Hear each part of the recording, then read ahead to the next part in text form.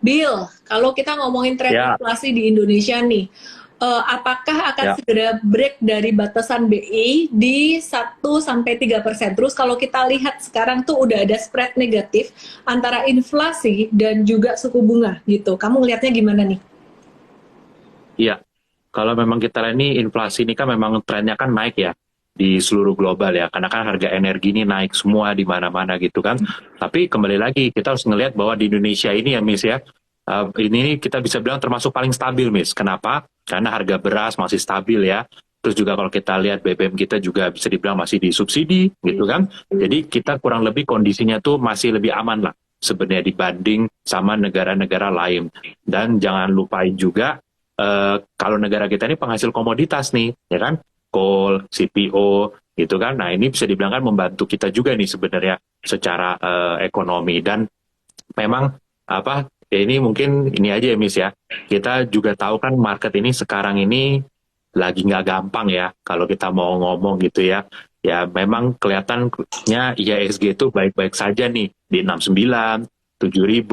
Tapi kalau kita lihat mungkin portfolio ya itu mungkin rasanya kok kayak indeks di 6.000 atau 6.300 gitu ya, bukan seperti 7.000. Ya memang kita harus melihat memang ada beberapa saham ini yang menopang IHSG karena bobotnya besar sendiri gitu kan. Nah, tapi memang kalau apa aku mau lihat sih dengan kondisi market yang seperti sekarang ya, itu tuh teman-teman harus tetap fokus apa sama saham-saham yang memang fundamentalnya tuh oke, yang profitnya ada, yang bisa dibilang trennya tuh bakal sustain untuk beberapa tahun ke depan harus secara fundamental gitu. Jadi jangan terlalu worry atau takut ya teman-teman karena memang I understand lah, totally understand kalau kondisi market uh, berapa waktu belakangan ini tuh agak sedikit challenging. Oke oke. Bill, kamu bisa nggak posisi wajah naik dikit gitu, agak jauhin dikit kameranya? Nah, oke, Iya, gini. oke, keren. Oke, Cakep deh. siap. Oke, oke, ini atas permintaan beberapa teman komennya aku matiin dulu kayaknya mau fokus nih belajar sama Kobili nih gitu ya. Oke, Ya, Bill, sebenarnya tuh apa sih yang menyebabkan faktor kenaikan inflasi di Indonesia? Apa sama kayak US di mana inflasi itu disebabkan karena kenaikan komoditas dan makanan, terus kemudian terbatasnya supply itu sama nggak sih sebenarnya? iya. Sebenarnya sih kalau kita ngelihat kalau Indonesia ini masih balik lagi yang tadi aku bilang ya, relatively sebenarnya masih stabil gitu ya. Karena kenapa harga bensin belum naik, harga beras belum naik, tapi memang belakangan ini kan ya kita tahu lah ya, apa minyak gitu kan. Terus juga ya seperti biasa mungkin apa gula gitu kan dan segala macam ini adalah mungkin kenaikan dan kita juga jangan lupa kan bagaimanapun kan negara kita ada kan tetap mengimpor-ngimpor barang. Nah, barang di luar kan harganya naik semua kan. Mau nggak mau mungkin ada yang kita dinaikin harganya atau segala macam. Tapi overall balik lagi sebenarnya secara eh, tren kita ini masih dalam kondisi yang stabil. Itulah kenapa kalau dari pandangan kita sebenarnya sih BI nggak bakal naikin suku bunga sebesar bank-bank sentral dunia lain ya Miss ya. Kalau orang bilang kan, oh the Fed bakal naikin malam ini mungkin 50 apa 75, Juli naikin 75 lagi, mungkin September 50, Desember mungkin naik 25 gitu. Tapi BI mungkin tahun ini bisa lebih santai nih, gitu kan. Mungkin cukup naikin 50, naikin 75, itu more than enough. Apalagi kalau teman-teman lihat semua juga kan kurs rupiah kita masih relatif stabil ya di 14.700 gitu ya. Belum seperti mata uang negara lain nih yang udah melemah kemana-mana gitu. Oke, oke, menarik banget sih, menarik banget. Terus gimana nih dampak rencana kenaikan tarif listrik ya, Bill ya? Terus apakah ada chance kenaikan harga Pertalite ini juga karena harga minyak yang terus naik? Iya, oke. Ini dengan apa listrik kan mau naik ya yang 3.500 apa volt ya, watt ya bisa dibilang gitu kan. Nah, ini pasti nanti akan ada dampaknya nih ke inflasi, Miss. Itu pasti akan ada dampaknya ke inflasi, tapi balik lagi Indonesia itu sepengalaman saya di market itu inflasi di Indonesia hanya akan naik kencang gitu ya. Kalau bensin kita naik ya kan atau harga beras itu benar-benar nggak bisa ke kontrol gitu ya, beras mungkin juga mungkin bahan-bahan benar-benar kebutuhan pokok lah gitu ya, tapi terutama nomor satu itu kalau bensin naik gitu. Kita udah lihat market tahun 2008 2005, ini saya ngomong konteksnya di Indonesia ya, 2005 2008 2013 ya, itu pada saat sequence pemerintah naikin BBM, disitulah angka inflasi kita itu biasanya agak sedikit tidak terkontrol ya, maksudnya naik di atas suku bunga gitu kan, dan itu akan menyebabkan rupiah melemah, ISG melemah juga gitu kan. Nah, tapi selama bensin belum naik harusnya masih aman ya Miss ya. Hopefully lah minyaknya jangan naik sampai terlalu tinggi di atas 150 gitu Miss. Oke, ini loh ada yang bilang, Miss ntar live dong pas detik-detik selesai rapat suku bunga, moh ngantuk aku. Wah, jam 2 dini hari, jam 2 dini, jam 1 dini hari berarti. Intinya sih guys, kita intinya siap-siap aja lah ya, kita siap-siap aja, udah jelas dijelasin bahwa market ini bearish. Dan kalau aku boleh bentar ya Bill ya, aku mau ulang dikit nih, kasih ini buat teman-teman ya. Udah dikasih lihat IHSG tuh dia ngebentuk lower high. Jadi teman-teman perhatikan di sini. Ini high yang pertama, satu, terus high kedua, ya kan? Terus ini, dia sebenarnya hari ini ngebentuk lower high lagi, yang ketiga. Semakin turun terus, 1, 2, 3 ini makin turun terus. Bukan tidak mungkin dia breakdown dari EMA 100-nya di 6926, dan dia mungkin akan membentuk lower high yang keempat. Barangkali mungkin sampai 6684 atau 67, nggak tahu juga gitu loh. We just hope for the best and get ready for the worst, prepare for the worst. Saya bukan mau nakut-nakutin, tapi lebih baiklah kalau misalkan saya kasih pesan antisipasi atau waspada, tapi saya salah, daripada aku kasih pesan untuk ngegas, wah ini kesempatan nih serok-serok, ternyata aku salah, itu lebih berbahaya gitu. Bill, kalau kita bicara tentang The Fed nih ya, The Fed itu kan kasih perkiraan suku bunga tuh kisi-kisinya bakalan naik 50-75 basis point. Tapi kemarin tuh inflasi Amerika tuh gila banget gitu, kayak last week tuh diumumin naik 8,6% di atas ekspektasi, dan bahkan tertinggi dalam 40 tahun terakhir gitu loh. Jadi menurut kamu itu The Fed tuh kira-kira bakalan bisa nggak sih naikin lebih dari itu, bisa sampai 1% gitu? Ya, sebenarnya memang dengan angka inflasi kayak sekarang, naikin 50 tuh rasanya kurang. Even naikin 75 pun rasanya itu sebenarnya masih kurang juga gitu kan. Memang sebenarnya harusnya naiknya lebih tinggi lagi. Tapi kembali lagi, monetary policy, kalau kata Chairman Central Bank The Fed itu adalah monetary policy work through expectation gitu loh.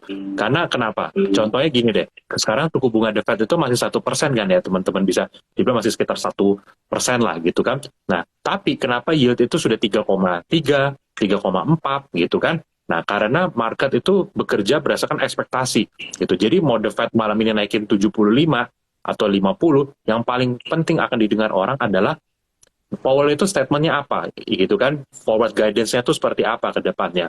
Sekarang naik 75. Nanti kan biasa dia akan kasih clue nih. We will several participant misalnya lihat bahwa kayaknya ini bakal kita lanjutin terus nih ke depannya, seperti itu kan. Nah, tapi sebenarnya malam ini kesempatan The Fed untuk naikin 75 basis point Miss, ketimbang 50. Kenapa? Karena di Fed Fund Futures itu per kemarin malam atau per tadi pas subuh aku cek, itu tuh udah 97% tuh pricing in 75 basis. Jadi kalau aku misalnya jadi Powell sekarang, kesempatan. Kalau kemarin-kemarin ekspektasikan 50. Kalau gua naikin 75, market pasti kaget. Tapi sekarang mumpung Fed Fund Future udah yakin 75, mendingan gue pakai kesempatan ini sekarang naikin 75 gitu, ketimbang gue cuma naikin 50 begitu. Nah, sekarang pun Fed Fund Futures udah pricing in di Juli itu naiknya kurang lebih 175 juga. Jadi I think the Fed itu bisa kirim message, gue akan naikin 75 sekarang, 75 Juli, tapi after that, nah mungkin mereka akan lebih sequence, maksudnya lebih santai lah naikin suku bunga. Jadi sekarang yang mau ditanya orang, yang mau dicari orang, clue-nya adalah seberapa serius nih The Fed untuk contain inflation, dan kira-kira Fed-nya tuh gimana nih rate-nya. Kalau soal rate naik mah udah kebaca lah dari yield 2 tahun, ya kan, yield 10 tahun tuh udah ketahuan, memang ujungnya tuh ya sekitar bisa sampai 3% mungkin. Oke, jadi gini. Kalau aku ingat-ingat di tahun 2008 waktu itu ya, itu kan krisisnya, itu recovery-nya tuh lumayan lama. Karena The Fed itu kayak The Fed dan juga pemerintah ya, itu kasih kebijakan moneter fiskal, support baik stimulus maupun bantuan yang lain-lainnya. Itu kayak pelan-pelan gitu. Jadi recovery-nya tuh kayak 2009 tuh recovery pelan-pelan gitu kan. Sampai 2013 baru kemudian stimulus dikurangi, 2013 jatuh. Kan lumayan ya, lumayan bisa buat napas gitu loh, 5 tahun. Nah, tapi ini kemarin begitu pandemi, sebenarnya kalau aku perhatikan tuh kerusakannya lebih fatal saat ini karena di sektor real kena. Kalau 2008 waktu itu kan cuma sektor finansial. Ini tuh kayak ke dampak semua, kepukul semua sampai sektor realnya. Tapi langsung V-shape recovery. Waktu itu jujur kata aku juga nggak nyangka recovery-nya secepat itu karena benar-benar stimulusnya dibanjirin, kebijakan moneter fiskal tuh benar-benar jor-joran banget gitu. Terus sekarang kejadiannya likuiditas duit banyak beredar di masyarakat, supply belum siap, demand terlalu besar, jadinya stagflasi atau inflasi tapi tanpa pertumbuhan perekonomian. Nah, menurut kamu nih, dibandingin dengan tahun 2008 waktu itu, sebenarnya kira-kira recovery-nya tuh bakalan gimana sih? Ini kalau aku ngelihat recovery-nya agak-agak kurang sehat gitu karena apa ya? Disuntik, istilah kata tuh orang sembuh sebentar tuh karena dia minum Panadol atau disuntik morfin gitu. Menurut kamu gimana nih, Bill? Kapan dia bisa benar-benar jadi sehat gitu? Iya, memang kalau kita ngomong kondisi sekarang itu berbeda ya dibanding dengan apa previous crisis gitu ya atau resesi sebelumnya gitu ya. Kondisi sekarang satu lebih tepatnya dikatakan stagflasi ya bisa dibilang satu seperti itu. Karena GDP-nya stagnan, GDP first key Amerika udah minus kan. Second key ini pun kalau aku cek di Fed apa live tracker GDP-nya itu kurang lebih sekitar 0,8 apa 0,9% gitu. Jadi memang udah kepala nol juga gitu. Nah, jadi memang bahaya bisa jadi orang mikir wah resesi ini 2023 gitu. Dan posisi sekarang The Fed itu juga dilema nih. Ya, Miss ya. Pertama, kalau 2008, 2009, terus mungkin pada saat kemarin 2020 ya kan, pas COVID crisis gitu kan, enak tuh ngasih stimulus gitu kan. Karena inflasi nggak ada waktu itu. Inflasinya tuh bisa dibilang tuh bahkan mati-matian kan Bank Sentral Dunia waktu itu mau naikin inflation. Nah, sekarang repotnya adalah duit ditarik, ya kan, harga aset turun, ya kan, kripto gitu kan, apalagi kripto agak ngeri sih, aku juga lihat kripto turun sampai begitu, Ethereum sampai udah kepala 1.000 itu kaget juga lihatnya gitu, Ethereum sampai 1.000 gitu kan. Terus apa kita lihat juga inflasi tinggi, jadi sekarang tuh jadi The Fed itu susah gitu loh. Kalau ini ekonomi lagi resesi, harusnya gue cut rate dong, cut rate, gue QE lagi segala macam. Tapi kalau gua cut rate sama QE lagi di kondisi yang lagi slowdown kayak sekarang, ini inflasi bagaimana bos? Ini aja inflasi udah 8,6% gitu kan? Masa nanti gua tolong GDP inflasi tapi naik juga. Nah justru malah itu lebih bahaya karena apa? Kalau orang tanya lebih pilih mana The Fed gitu kan? Apa namanya resesi apa stagflasi? Ya kan? Kalau kita baca beberapa orang-orang, ya aku juga lihat lah orang-orang yang udah lebih berpengalaman di market gitu kan, yang dari luar juga gitu kan, mereka bilang sebenarnya central bank lebih pilih resesi karena resesi habis resesi cepat disembuhin gitu kan, tapi stagflasi kalau nggak diberesin itu bisa jadi kayak tahun 1970 sampai 1980-an ya kan, bisa dibilang tuh 10 tahun lebih tuh dunia tuh ngalamin inflasi yang naik turun tapi habis itu naik lebih tinggi lagi. Nah ini yang akan jadi bahaya, makanya kalau bahasa The Fed itu anchor expectation inflation-nya tuh nanti udah ngawur kemana-mana gitu kan. Nah ini yang coba di-manage sama The Fed sekarang gitu. Jadi kalau mau ditanya sekarang kira-kira The Fed bakal ngapain, ya dalam posisi yang dilematis kayak gini, The Fed kayaknya menurut saya akan tetap continue naikin suku bunga, tapi dia juga akan naikin, ini bisa dibilang tuh sambil bertahap juga. Sekarang naikin 75, mungkin bulan depan 75 lagi. Tapi kalau mulai ada tanda-tanda inflation itu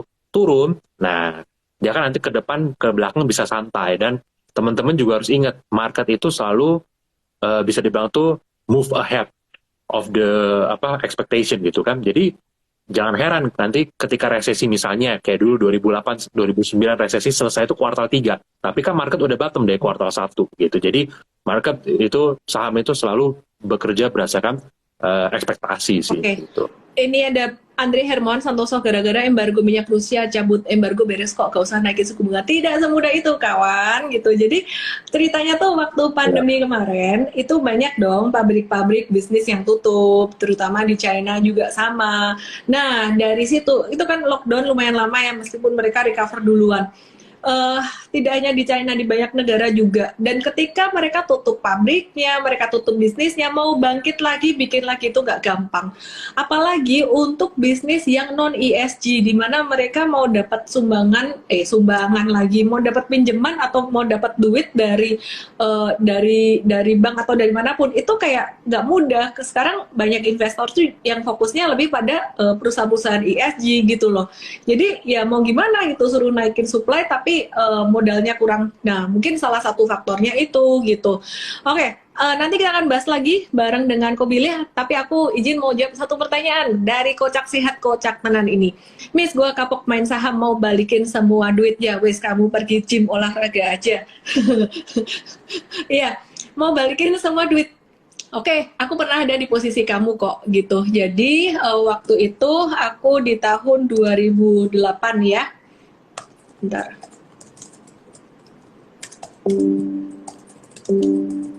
Ya, jadi aku di tahun 2008, waktu itu aku juga mengalami kerugian yang sangat besar sekali. Dan aku merasa kayak aku mau escape, tapi kok gimana ya, duitnya belum balik gitu. Tapi seiring berjalannya waktu, akhirnya balik juga sih. Intinya sih sebenarnya sabar-sabar aja, sementara kamu berinvestasi di perusahaan yang oke. Kalau perusahaannya terlanjur, perusahaan yang nggak oke gimana? Ya udah, pokoknya sabar dulu aja lah. Sekarang udah nggak usah terlalu banyak action beli jual gitu ya. Banyak wait and see-nya dulu. Kalau menurut aku sih masih lebih mendingan saham daripada kripto, karena saham itu ada wujudnya perusahaannya ya. Kalau aku gitu ya, mungkin aku dimarahin sama teman-teman yang lebih suka di kripto, tapi aku gitu. Jadi teman-teman tenang aja lah gitu ya.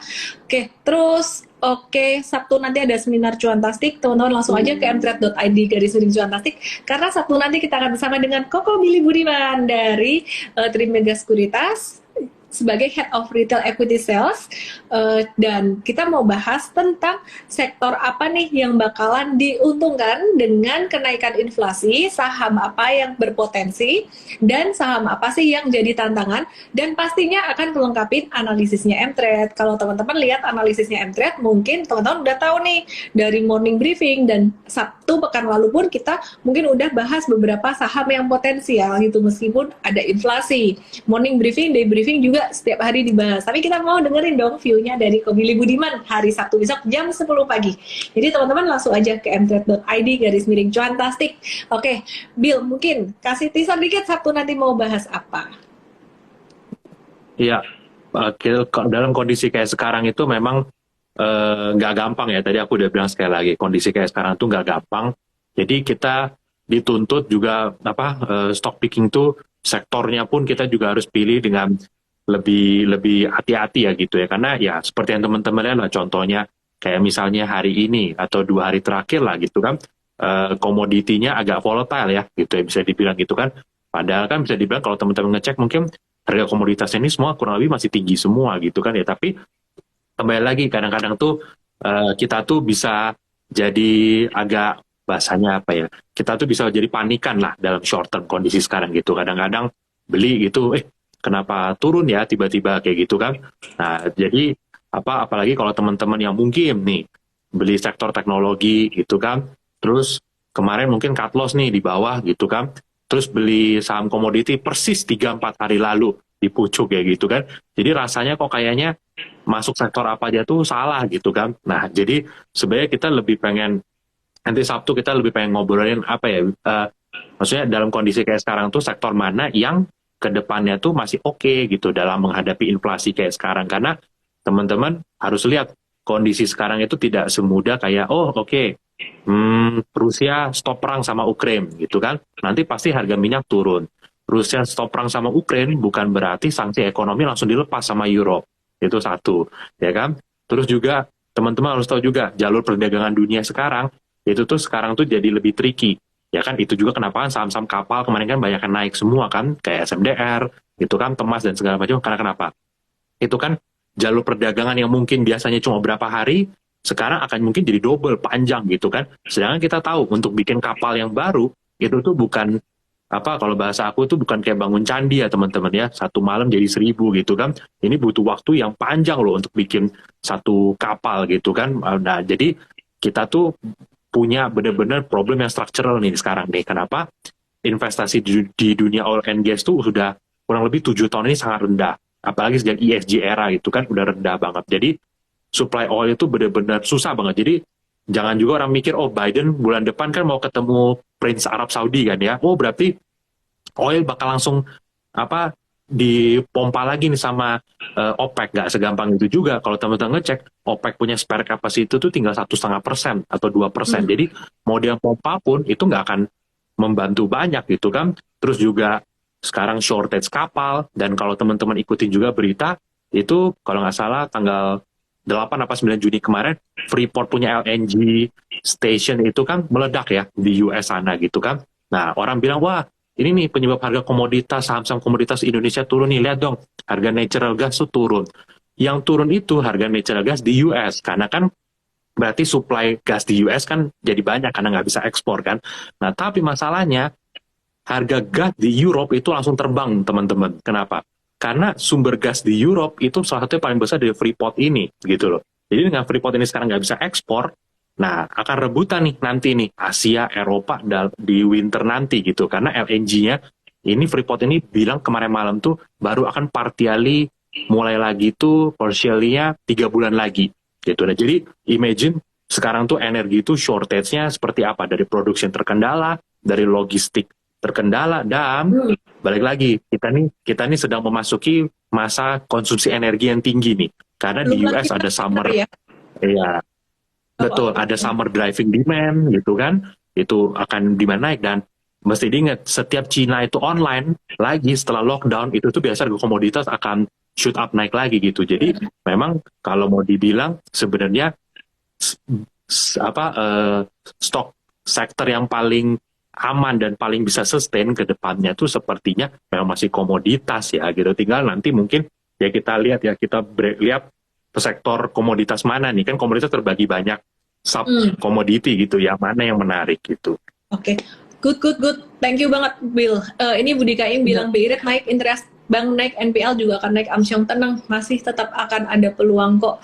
Jadi seperti kata Ryan Lau, ini panik boleh tapi jangan nyerah. Momen seperti ini justru muncul orang-orang kaya baru dan orang-orang bahagia baru. Cie. Oke. Ini GJL 5.000 kok, jangan balik dulu kok, masih banyak yang mau nonton. Oke, kalau mau nonton kok pilih lagi, langsung aja ke Seminar Cuantastik besok hari Sabtu di mtrade.id/cuantastik. Oke ya teman-teman, nanti Sabtu kita akan bahas lagi sektor apa yang potensial, saham apa yang potensial dalam masa yang challenging ini. Aku nggak mau ngomong susah, tapi challenging, dan justru kadang-kadang mungkin ada peluang yang teman-teman belum lihat gitu. Jangan lupa join sebagai user VIP Mtrade dengan cara klik link di bio saya atau ke mtrade.id, karena kita tidak hanya memberi kamu trading signal, tapi kita juga kasih kamu tanya jawab saham tuh semua dijawab secara one-on-one semuanya. Terus teman-teman juga dapat morning briefing, day briefing, sore briefing, dan hatimu tenang, tentram, psikologi trading dibantu, dijagain, money management dikasih tahu berapa banyak boleh beli saham, dibatasin berapa banyaknya. Sekali lagi terima kasih banyak buat kau beli Budiman. Thank you Jalan. Terima kasih. Thank you teman-teman ya. Thank you buat semuanya, sehat selalu dan salam profit. Dadah. Bye. Bye.